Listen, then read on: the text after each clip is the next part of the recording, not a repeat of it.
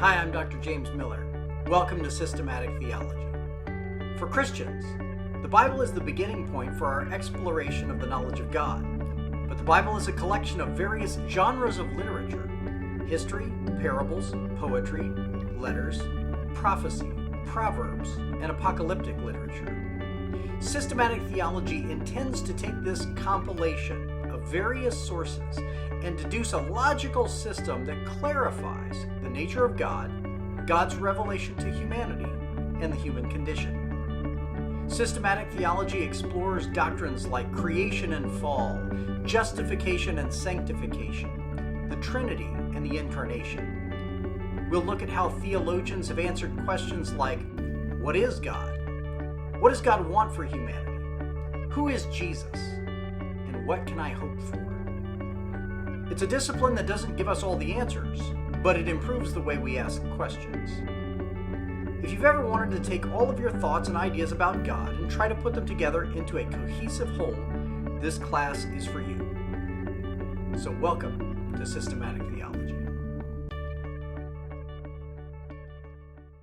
Hi class, today we're going to do an introduction to systematic theology. We're going to talk about what systematic theology is, how it comes about, and then we're going to look at 10 key doctrines in any Christian systematic theology. Systematic theology is, again, the organizing and systemization of the doctrines that we encounter in the printed texts of the Scripture, but which are not written to hang together as a philosophical whole. The letters of the Bible are advice to churches and prophetic words to kings and psalms and proverbs.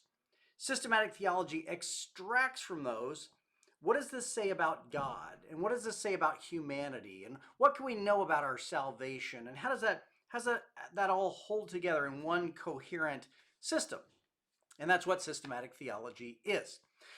Systematic theology came about in the very early stages of the church because the church was looking for a unified proclamation of who she was.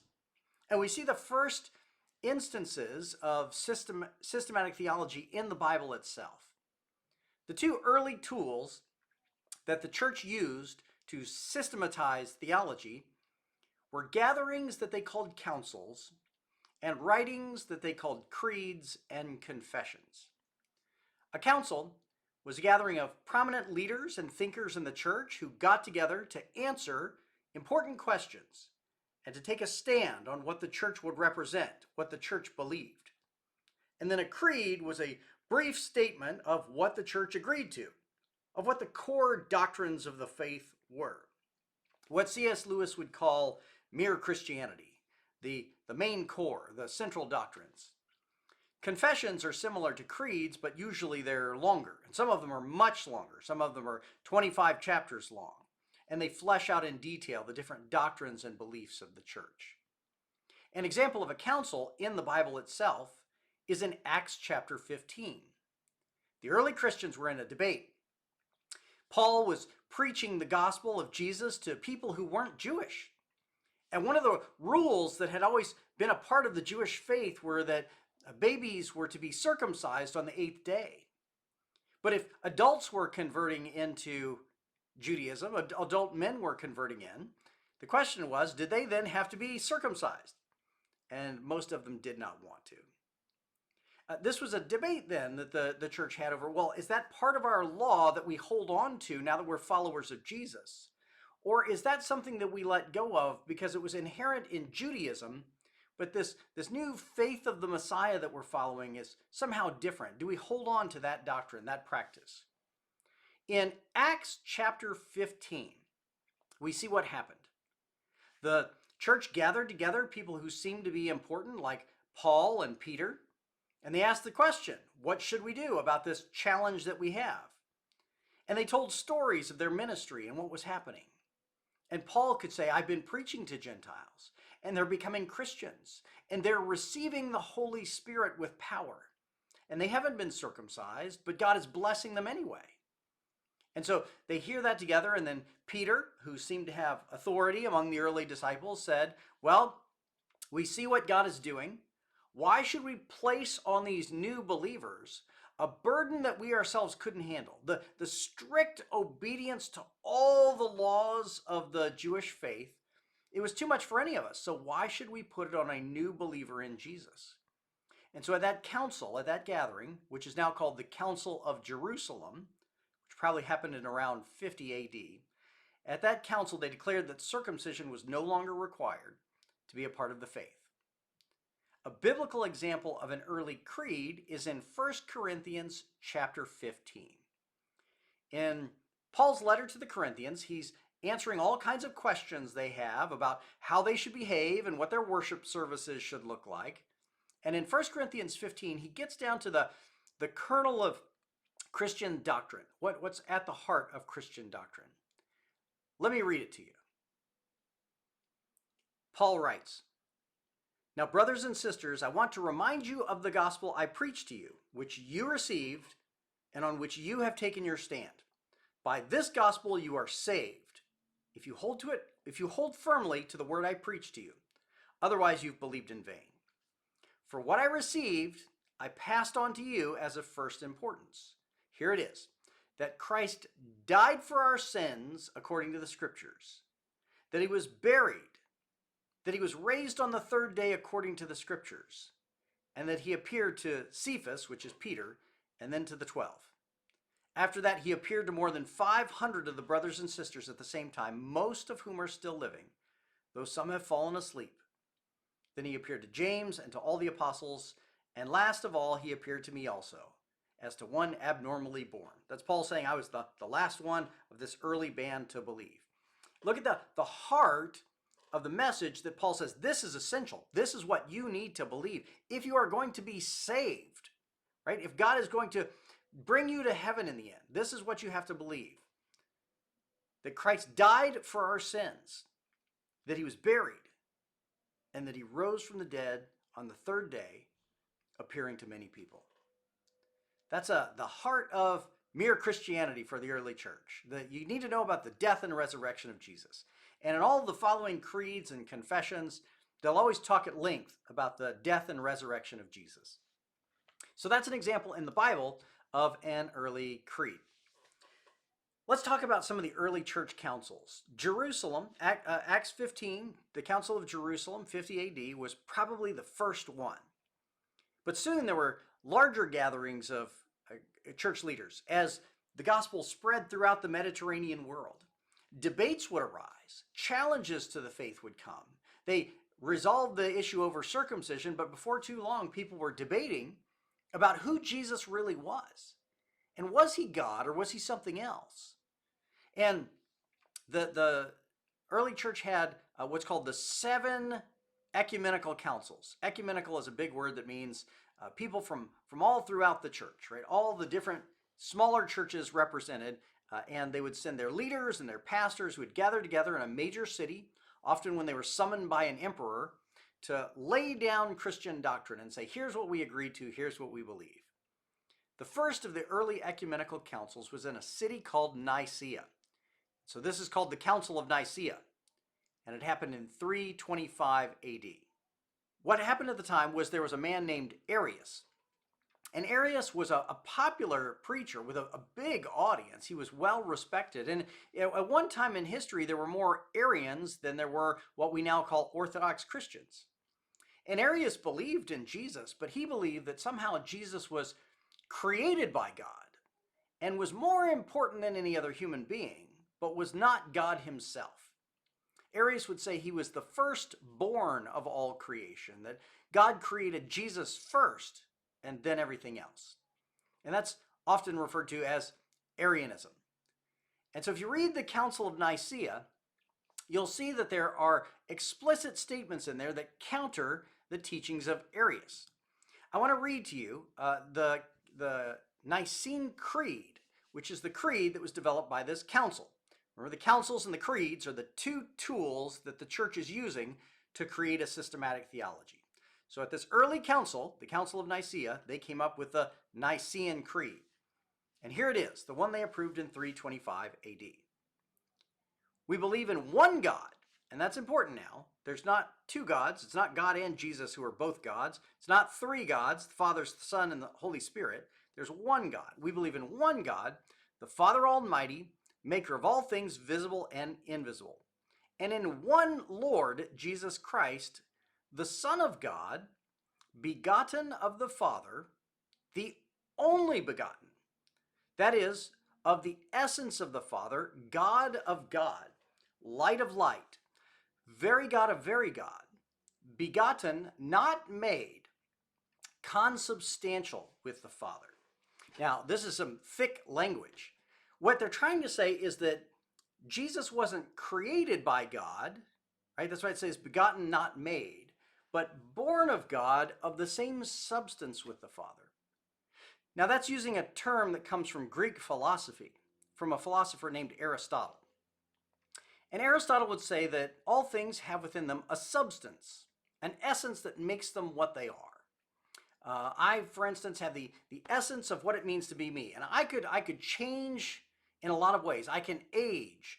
I could lose a hand in an accident, but I would still be me. That substance of what I am is still the same. Or a later philosopher would wrestle with the idea of substance and say, when you have a candle and it completely melts until it's just a puddle of wax on the table, it's somehow lost the substance of a candle. It's no longer a candle, it's now the substance of wax, but somehow its substance has changed. So what the early Christians wanted to say is that Jesus is, the essence of what Jesus is the same as the essence of what God the Father is. They're not separate substances. They are one and the same. And yet somehow the Father begets the Son, right? The Son is the Son of the Father. And that's what they're wrestling with when they want to challenge Arianism and say Arius is wrong. Jesus was not made. He's of the same substance as the Father. It goes on. By whom all things were made.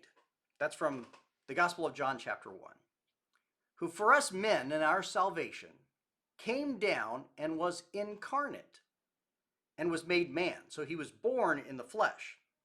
He existed before that, but he was born in the flesh. He suffered, and the third day he rose again, ascended into heaven. From there he shall come to judge the living and the dead. And in the Holy Ghost, they say. So it says, I believe in the God the Father Almighty, Jesus the Son, and in the Holy Ghost.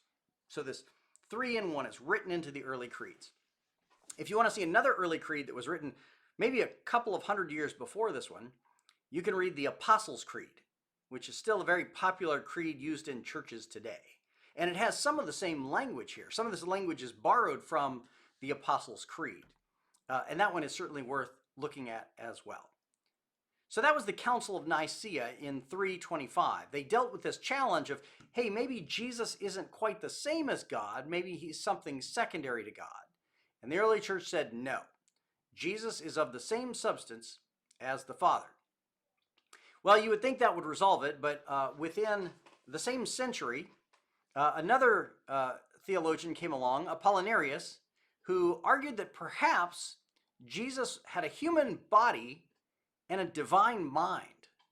And that's how Jesus was still the same substance as God, but was somehow different than God. That the part of Jesus that was human was his physical nature, and the part of Jesus that was divine was his mental nature. Well, they would actually go back and edit the Nicene Creed and add things to it to say that that's not what we're saying, that Jesus was entirely divine and entirely human, that somehow he wasn't divided in half, that he was a divine being as well as a human. And so the Council of Constantinople in 381 continued to debate and flesh out the nature of Jesus. Who was he, and what was his relationship to the Father? In 431 AD, another council was called in the city of Ephesus. So in the Council of Ephesus, another debate sprung up from someone who believed that they were defending Nicene Christianity, a man named Nestorius. And Nestorius had said that it's appropriate to say that Mary, the mother of Jesus, had carried Christ within her.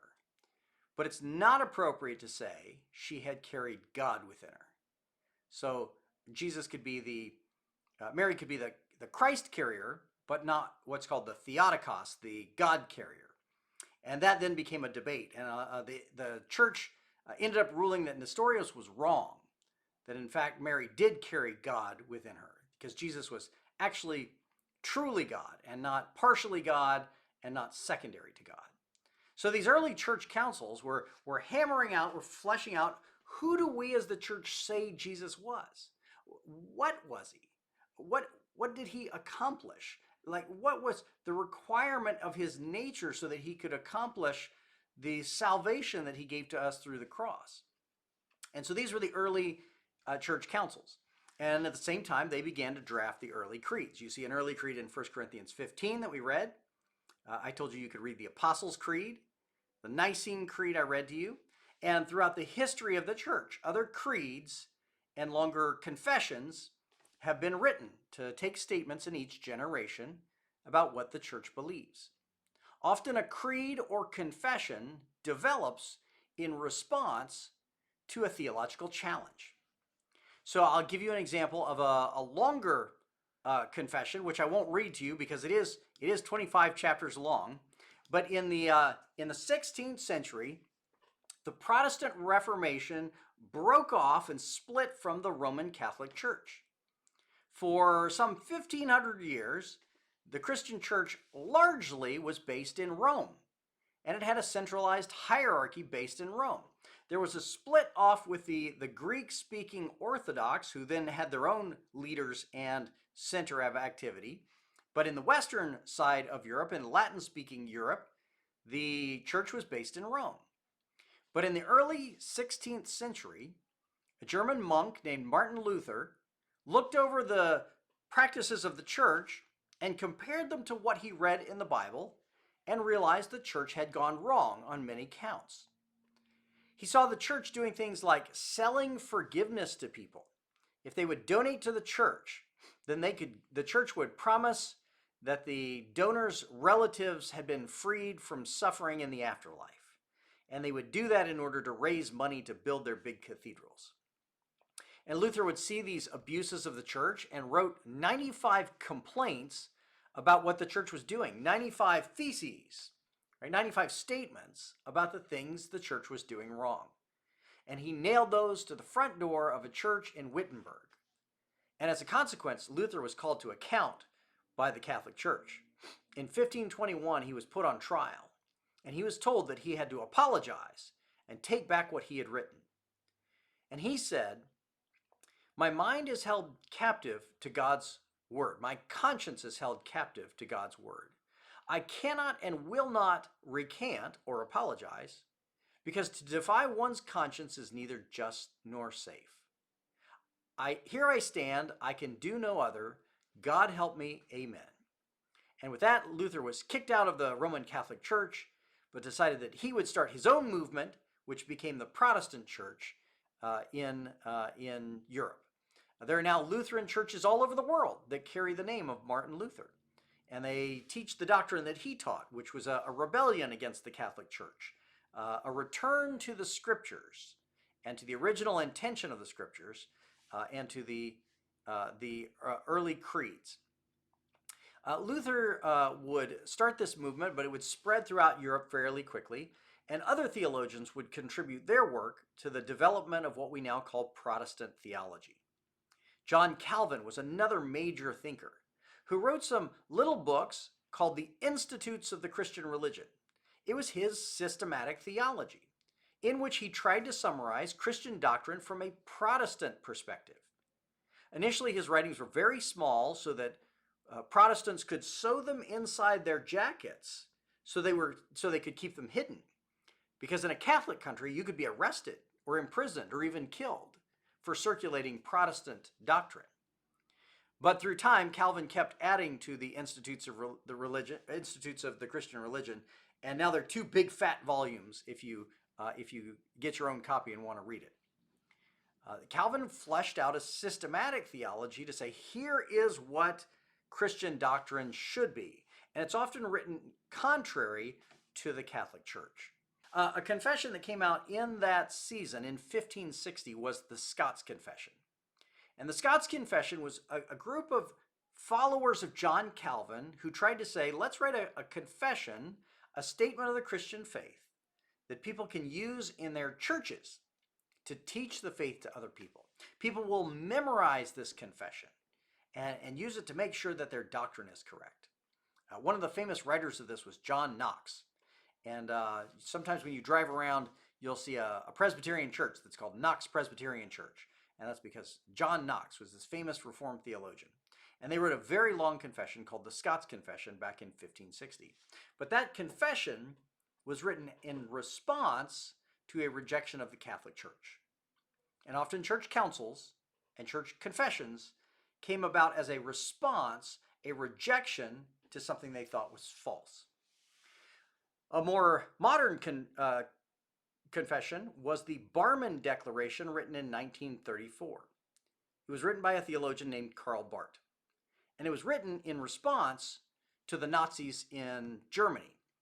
It was written to reject what they were teaching and to reject the German church's affirmation of the Third Reich. The Barman Declaration has 6 major principles.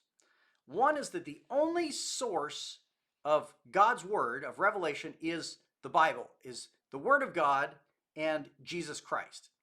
Jesus is the revelation of God in the flesh, and we know God and we know Jesus in the scriptures. 2, Jesus is the Lord of every aspect of life, and no other authority can take his place. In other words, the German government cannot take the place of Jesus as the authority of our lives. Number 3, the message of the church should not be influenced by political opinions. 4, the church should not be ruled by the German leader, the president of the German nation, and not by Hitler. 5, the state should not fulfill the role of the church, and the church should not try to fulfill the role of the state. This is an early separation of church and state. Therefore, they rejected the church's obedience to the state and the subordination of the Word of God to the church. In other words, the Word of God is first, and the church is obedient to it and not to the state. And that was the Barman Declaration, written in response to, written as a rejection of, the movements in Nazi Germany that were causing an uproar and putting the church in an awkward position in terms of identifying who it was and what it stood for. So that's a look at the councils and confessions, or creeds, of the church. Those were the 2 tools that the church has used to define itself, to define its systematic theology in every generation. Now I want to look at some key doctrines of the Christian church. Now let's take a brief look at 10 doctrines of the Christian faith. Any systematic theology is going to cover these 10 doctrines. There are not only 10 doctrines to the Christian faith or 10 doctrines to a systematic theology. These are just 10 that are central and that every theology is going to cover in one way or another. Number one, we talk about the doctrine of God. And this really deals with the nature of God and the revelation of God. Who is God, and how do we know that? It's a question of metaphysics, what is God, and a question of epistemology. How do we know what God is? Think about it for a minute. What is God? God's not a human being. He's not a great big human being with a white beard up in the sky. He doesn't have a body. He doesn't have a physical form. When we talk about Jesus, Jesus was God in the flesh, but God himself has no body. So what is he? And I mean, why do we call God he? If he has no body, he has no explicit gender. So what exactly are we talking about when we talk about this being? Sometimes people will say, ephemerally, God is spirit. But what does that mean? Does it mean he's like a mist floating around? If you dwell on this for a good long while, you may get yourself pretty solidly confused. In fact, some theologians have said you can't say what God is, you can only say what God is not. The best we can do is to say God isn't a human being or isn't something else, but we can't really say what God is. That's called apophatic theology. But the questions remain, what are we talking about? We're going to get into the doctrine of the Trinity, that God is Father, Son, and Holy Spirit, but not yet. The question becomes what can actually be said meaningfully about God. Well, there's one important distinction that can be made in theology when we talk about the doctrine of God, and it has to do with God's revelation. Some would say that God is transcendent, that God breaks through the material universe and our existence to reveal himself to us. And others would say God is immanent. God exists in the world in some way, that God's presence exists in the world, as opposed to being an other, a complete other that reveals himself in his revelations. Karl Barth, perhaps one of the greatest theologians of the 20th century, would say that God is so wholly other, so completely different than human beings. Human beings can know absolutely nothing about God until God reveals himself. And without God's self-revelation, we are completely lost. Other theologians have said that there is a sort of a natural revelation of God that exists through God's creation of the universe, his imprint on our souls of who he is, and his presence in the world today. Thomas Aquinas, a famous Catholic theologian of the High Middle Ages, would say that God can be known through the functioning of the universe. At least some aspects of God's existence can be known through the natural world. And thus God is immanent in the world and can be known in part, at least, through his presence in the world. The question, though, here is a question of epistemology, not metaphysics. This is moving from what actually God is in and of himself to how do we know who God is. And perhaps the best way to talk about that is to move on to the next doctrine, which is the doctrine of the Trinity, the fact that God is Father, Son, and Holy Spirit. Now, this is a doctrine that's unique to Christianity. It's different than Judaism and Islam, which are strictly monotheistic religions. And it's different than the polytheistic religion of Hinduism, for instance. Christians would say there is only one God, but he exists in three persons. It's one substance in three natures, in three persons, the Father, the Son, and the Holy Spirit. St. Patrick famously attempted to illustrate the nature of the Trinity by holding up a three-leaf clover and saying God is three in one. If you pull one leaf off the clover, it no longer exists as a three-leaf clover, and yet the three are somehow separate or distinct. Now that's not a perfect analogy, but it's one way that an ancient historical figure, ancient historical Christian, tried to identify the nature of the Trinity. Or you'll hear in popular youth group talks today, a youth leader try to define the Trinity by referring to H2O existing in three forms of water, ice, and steam. Well, again, this isn't a perfect illustration because Father, Son, and Holy Spirit are all coexisting, whereas H2O can move from one form to another, but nonetheless maintain its same chemical structure. All analogies for the Trinity are imperfect because there is nothing else in our world that is Trinitarian. It's a way that we identify God that's different than anything else in our world. So if you struggle to understand Trinity, well, that makes sense because there is nothing by which we can understand it. We simply understand it because it is revealed to us in the Scriptures. Now, sometimes people will very quickly point out the Bible never mentions the Trinity. And that's true. It doesn't use the word Trinity. But the early formulations of the Trinity are in the Scriptures. In Matthew chapter 28, when Jesus sends his disciples out into the world, he says, "Go and baptize people in the name of the Father, the Son, and the Holy Spirit." You see in Jesus' prayer in John 17 that he's identifying himself with the Father in ways that are different than anyone else could identify with the Father. He says, "I am in the Father, and the Father is in me." The Gospel of John chapter 1 says that in the beginning, God was with the Word, which is Jesus, and God was the Word, which is Jesus. That somehow Jesus and the Father and the Son are together, and yet they are one and the same. Paul, in his letters, will often address his congregation and say, "Greetings in the name of the Father and in the name of the Son." And these are early strugglings with trying to figure out how the relationship between Jesus and the Father worked. But the early church, in its confessions and creeds, decided to land on the articulation of the doctrine that God was Trinity, Father, Son, and Holy Spirit.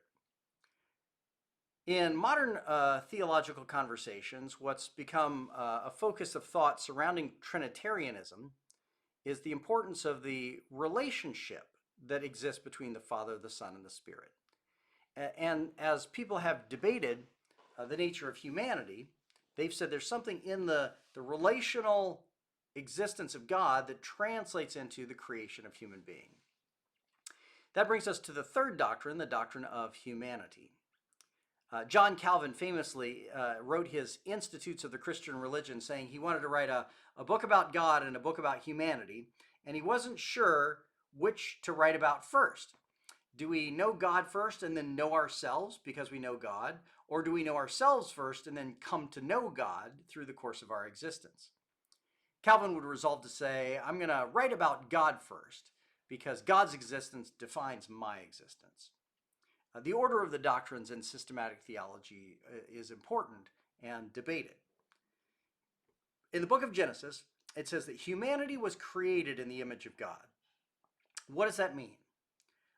Many early thinkers, like Augustine, said that meant that human beings were given the ability to reason, and our rational capacity separates us from the animals, and so the image of God in us is our rational capacity.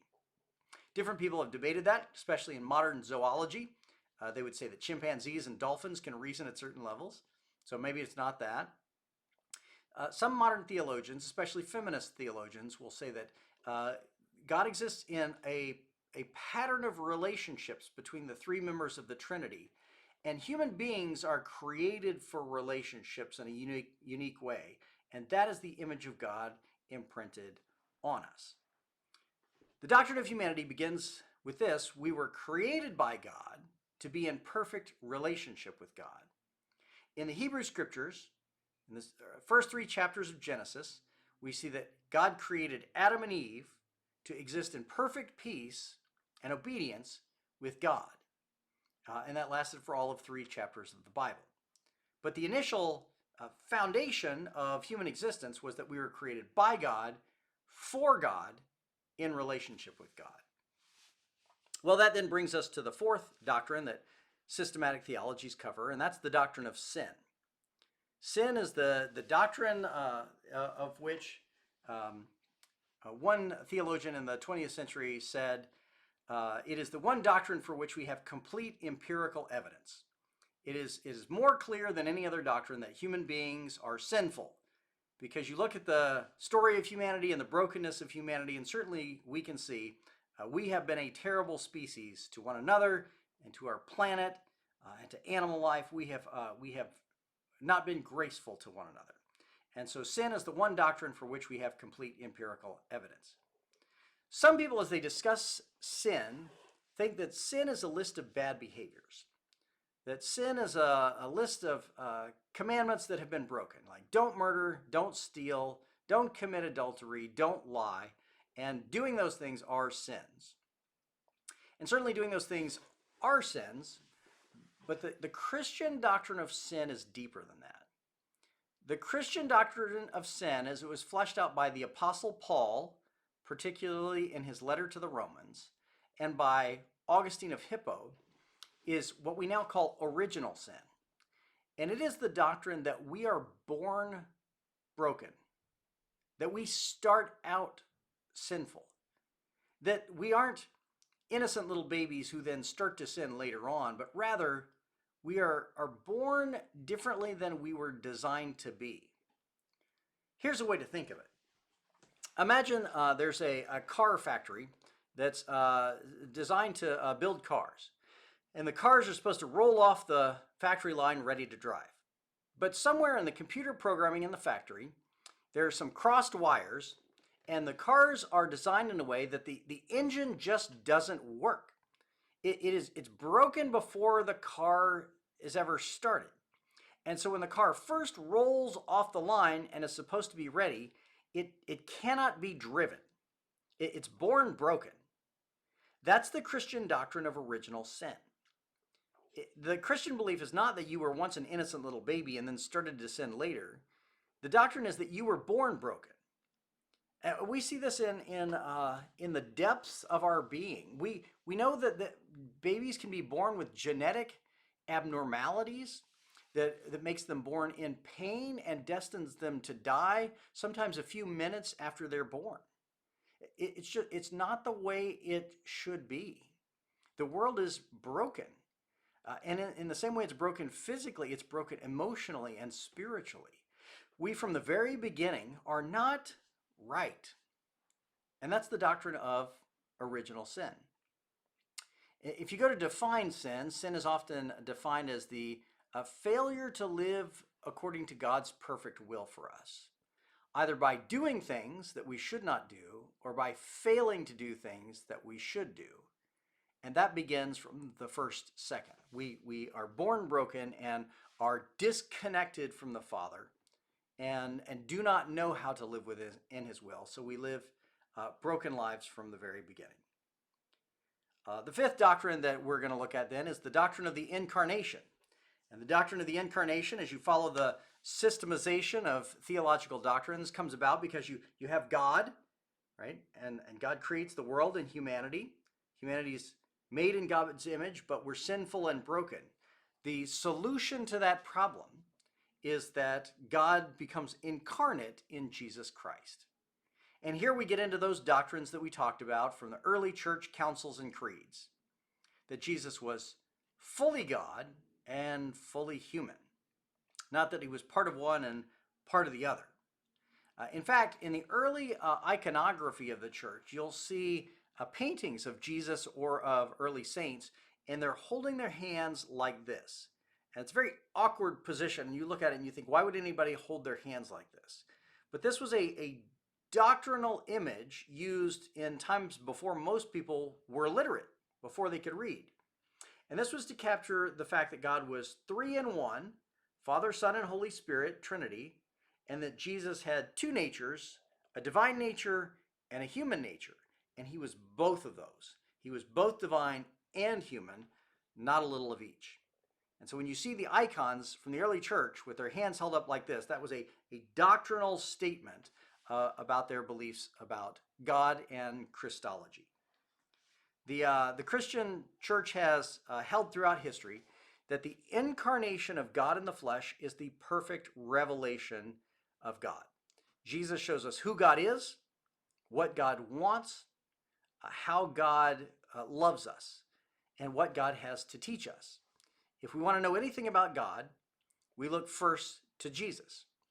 Jesus is the language of heaven translated into the language of humanity. It's the language of a completely other God translated into a language that we can understand. And that is the doctrine of the Incarnation. Let's see, are we on six? The sixth doctrine? 6, 7, yeah, is the doctrine of justification. Justification is a big word that means standing in right relationship to God, that we are made just in God's eyes, that we are seen as forgiven and righteous in God's sight. If we are born broken, how do we rectify that problem? Or how does God rectify that problem? What are we to do? And here we get into the story of the cross of Jesus and what the cross of Jesus means. I've already covered this earlier in the class in some other lectures, so I'm not going to go through it entirely again here.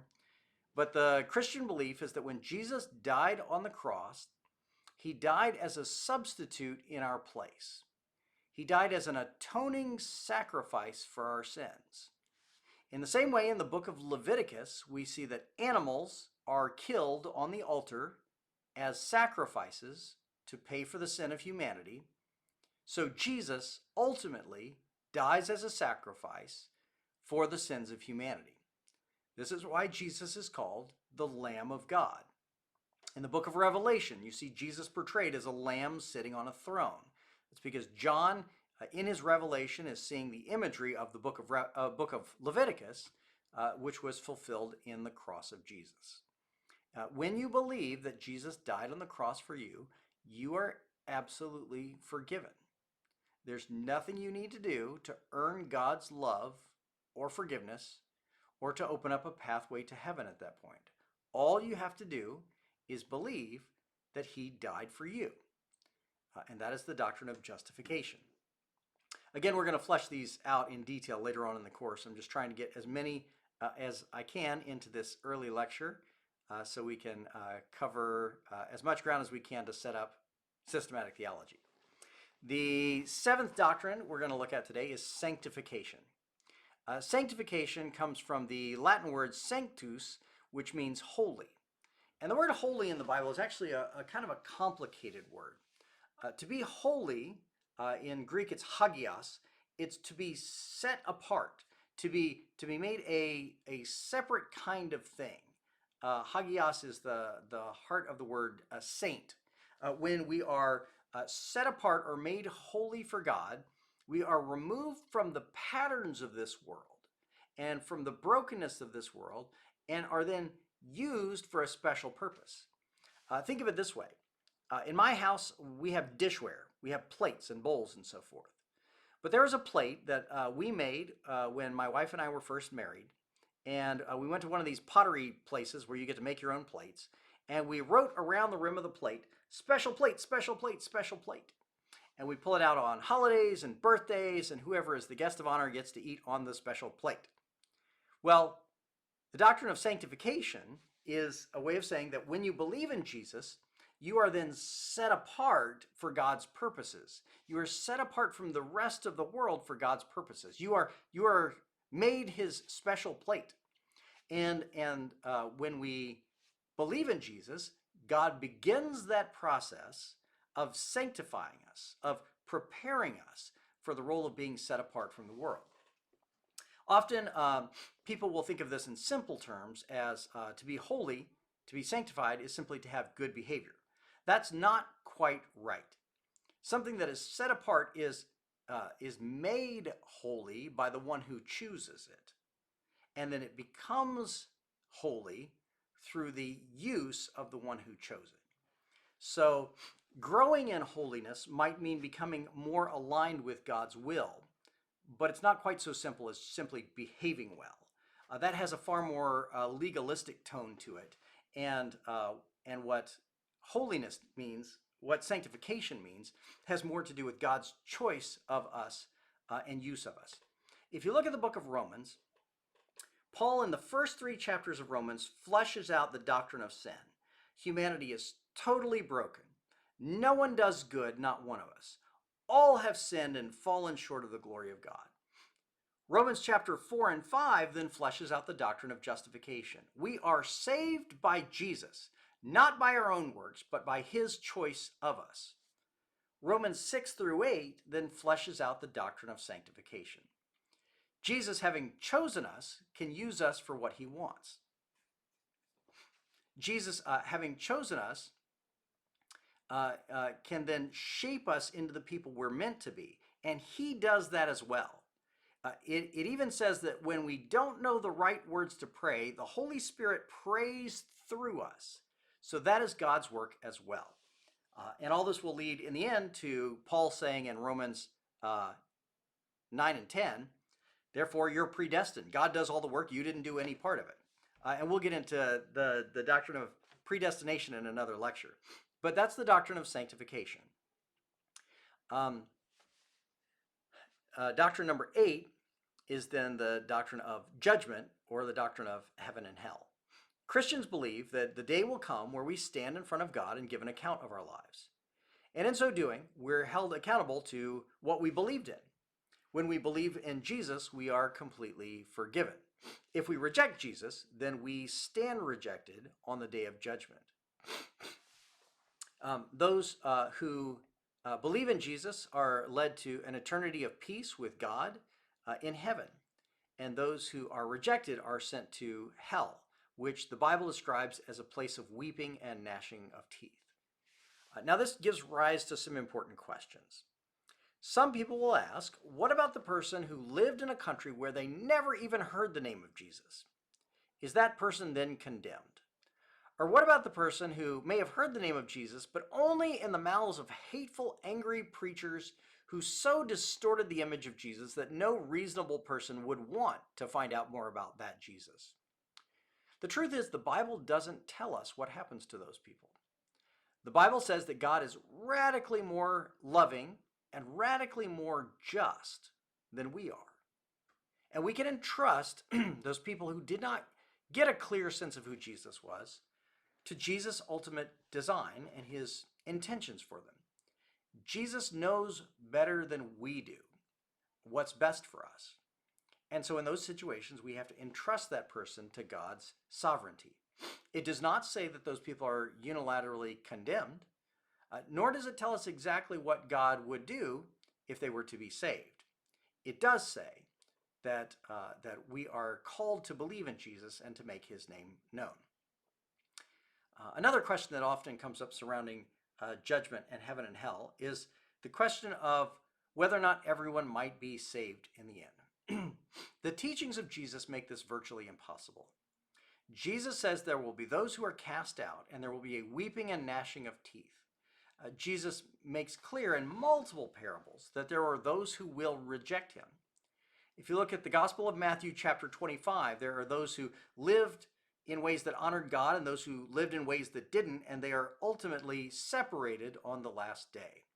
So universalism, the idea that everybody gets in the end, is ultimately a doctrine that is rejected by the teachings of Jesus himself.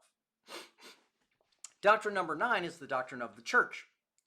The area of theological study in which we look at what the church is called ecclesiology. It's just a big word for church study. The question is, what is the church to be? Popular writer Francis Chan has said, if you lived on a deserted island and someone dropped a Bible on it and you read it, would you come up with the kind of church that we have in America today, where you go to a building with a group of people for an hour on Sunday mornings and you have your little experience and then you go home? Or would you come up with something radically different than that? A very different model of what the church is to be is in Acts chapter 2, verses 42 to 47, in which it describes the early Christian believers selling what they had, sharing everything they had between them, gathering daily to study the teachings of the apostles, and seeing miracles worked among them. That's an early image of the church towards which we are constantly called back. The doctrine of ecclesiology, the doctrine of the church, fleshes out what believers are to do with this newfound faith. And then finally, I'll name one more doctrine for us today, and that's the doctrine of the sacraments. In the Catholic Church, there are 7 different sacraments, but the Protestants have reduced them to 2, based on what Jesus himself did and taught others to do. In Protestant theology, the 2 sacraments are baptism and the Lord's Supper. Baptism signifies the washing away of sin in the same way water washes dirt off our bodies. It signifies Jesus dying and rising from the dead as we dive beneath the waters and rise back up again. Baptism is that front door of the church. When we believe in Jesus, we should be baptized to signify to ourselves and to the community that we're made new. Communion, the Eucharist, the Lord's Supper, is that meal that we then celebrate. It's celebrated with bread and either grape juice or wine. And in it, we recite the words from 1 Corinthians that Paul tells us were used by the church. After supper, Jesus took bread and giving thanks, he broke it and said, "Take, eat, this is my body." After supper, in the same way, he took the cup and he said, "This cup is a new covenant in my blood shed for the forgiveness of sins. Each time you drink it, do so in remembrance of me." And so communion is that regular remembrance of what Jesus did for us on the cross and what it means for us in our lives today. So that's 10 Christian doctrines that are at the core of systematic theology, 10 doctrines that any systematic theology is going to address. There are other doctrines as well, and depending on the length and substance of any systematic theology, it may go into a number of other doctrines, but any systematic theology is going to cover at least those. So that gives you a sense of the kinds of things that we may cover in our course on systematic theology. I hope that is a helpful introduction to you. If you have questions, send them to me direct message or put them in the comments, and I'll look forward to reading your notes this week if you're in my university class. God bless.